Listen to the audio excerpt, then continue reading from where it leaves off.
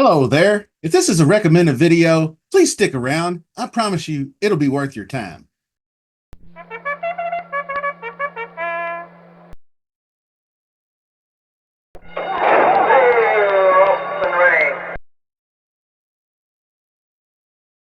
Hello, welcome back to Billy Ho Sports Breeders' Cup 2024 Future Stars Friday. We're going to start with the top contenders. We're going to do a top 10 list, so stick around. Breeders' Cup Juvenile. So new viewers, make sure you're hitting that subscribe button. We're looking for 2,500 subscribers. That is the next benchmark, so to speak. So help me out there and share the word too on social media. That's always very helpful. So now check out the playlist. There's tons of videos, the complete BC 24 rundown there. So let's get started. We're going to start with the leading colt this fall. That's Chad Brown's Chancer McPatrick, already a two-time Grade 1 winner. The first one, the hopeful, had a little bit of trouble for the young guy. He hit the gate, lost his iron, and really had trouble and lost ground, so to speak, out of the gate. Almost the jockey was hanging on, kind of a side riding there for a second, but hell of a job by Flavian Pratt. Got the job done there, then came right back in the much sharper in the Champagne, a little bit closer to the lead. So basically in the past performances, which are out, by the way, Brisnet past performances for these Breeders' Cup races are out. So we're going to probably do separate videos on those. I thought about including the PPs in this one, but I just want to kind of keep the same format as the other videos I've done with profiles and race replays. So I think Chad Brown is going to get this horse listed in the past performances as a closer, but I think Chad Brown's going to have him more versatile runner with more tactical speed. His sire McKenzie was like that, more of a stalker. I think he'll have him. He's going to need to be closer to the front, I do believe. So McKenzie is his sire. McKenzie's first crop of 2-year-olds this year looked pretty strong. There's something called a sire production index on those Brisnet past performances, and that is basically what the kind of how the sire is producing winners, so to speak, or how good they're doing. So basically, one is the national average. Well, McKenzie's SPI sire production index is over 3. It's like 3.4, 3 times the national average. So anyway, that's just telling me how good the horse is doing with these youngsters. Chancer McPatrick obviously is looking the strongest of them all. Now, of course, we have to welcome back one Bob Baffert, and he's always been back. He's a California guy and all that, but he is. This is kind of starting the new with the juvenile. We're opening up Kentucky Derby Trail 2024. Obviously, it's already kick-started with all these preps that we've had with the American Pharoah being out west and the two that Chancer McPatrick won, Champagne Hopeful. All those races count toward Derby 2025. So anyway, I just thought it was funny to welcome back Bob Baffert. Maybe we ought to cue the Tupac and Dr. Dre California Love, out on bail, fresh out of jail, California dreaming. So anyway, Bob Baffert he's bringing the heat this year to the juvenile. Got a hot take on that, so stick around later. Gaming 2 for 2 over the Del Mar Dirt. Won the Del Mar Futurity. Very impressive field he beat, by the way. 2 of his stablemates, Citizen Bull, Getaway Car. Then Mackenzie Street, which is half brother to Chancer McPatrick. So those 3 colts he defeated pretty impressively, I'd say. And then they turned right around in the next big race, the American Pharoah at Santa Anita, and they went 1, 2, 3. So that tells you how good those horses are. Very much concerning is Gaming being scratched from that American Pharoah race, but Baffert worked him 6 furlongs out of the gate handily, 112 and change on the 20th, just 5 days ago. So I think he's fine. Very, very good horse. Might be the best Baffert horse of them all, but I like Citizen Bull. I love how sharp he was coming back in the American Pharoah, broke fast to the lead, kept everybody in check, put away stablemate Getaway Car. but I'm not privy to Baffert's strategy, and I often tease. A lot of the times, it looks like the two jockeys and the two Baffert horses, 1-2 around that final turn, are looking over it, cueing each other on who's going to win the race. But really, I trust Baffert to ultimately want the race decided on the track. I don't think he finagles with results like that. It's just kind of a running joke I have with myself. The Citizen Bull earned a 100 Brisnet figure for that race, only triple digit Brisnet figure amongst the field. So I just feel like Baffert has been working towards this 2025 Kentucky Derby Trail. He's loaded this year. He's got Derby Trail, Tunnel Vision, Getaway Car by Curlin, won the Grade 3 Best Pal, broke his maiden first out.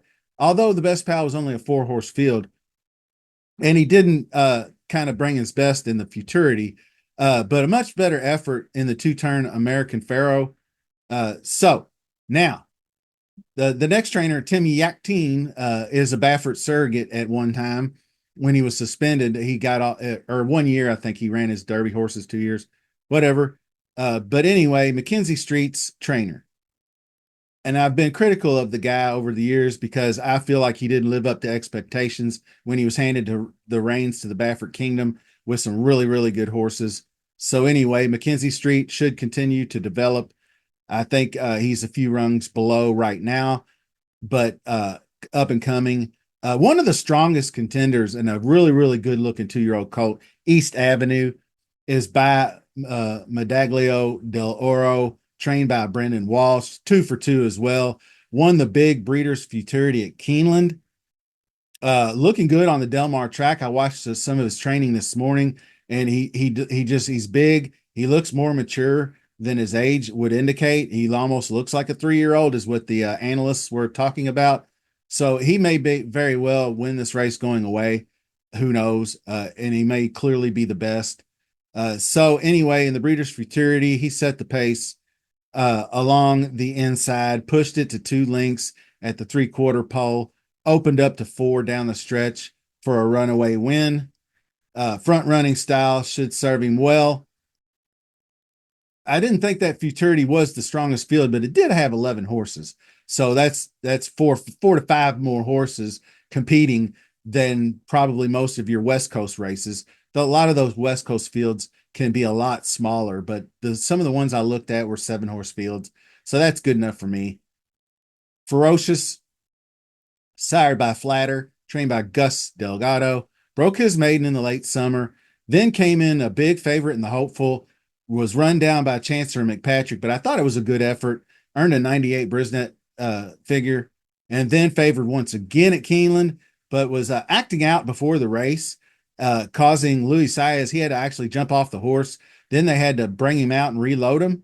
And while all the other horses had to wait in the stall, which I hate, but it happens. But he broke well, but then he got caught on the inside and faced some trouble around that first turn. I believe his rear legs got almost kicked out from under him.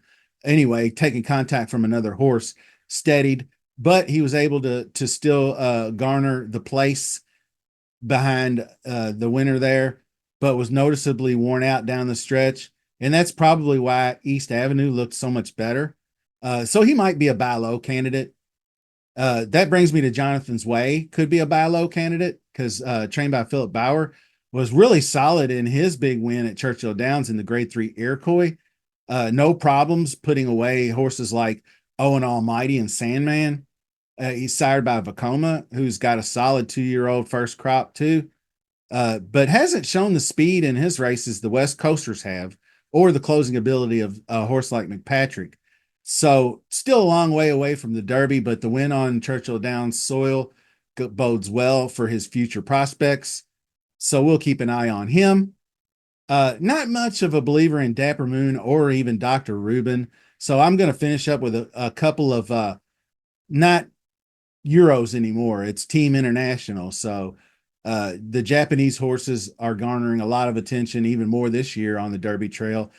Shin Believe, purchased for $800K by Constitution, won his first race pretty impressively, went 9 furlongs too.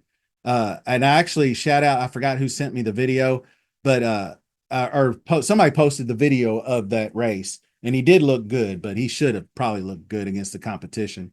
It was like a allowance race. But anyway, Hideyuki Mori trains him and also trains Ikoro Azel, and they were both purchased over here in the U.S. And what I'm finding out, he was bred, actually, Azel was bred by Crawford Farms. He was actually bought for 17,000, but then was sold at auction for 215K. So that was a nice little flip job by the original buyer there. Debut winner at 6, easily handridden.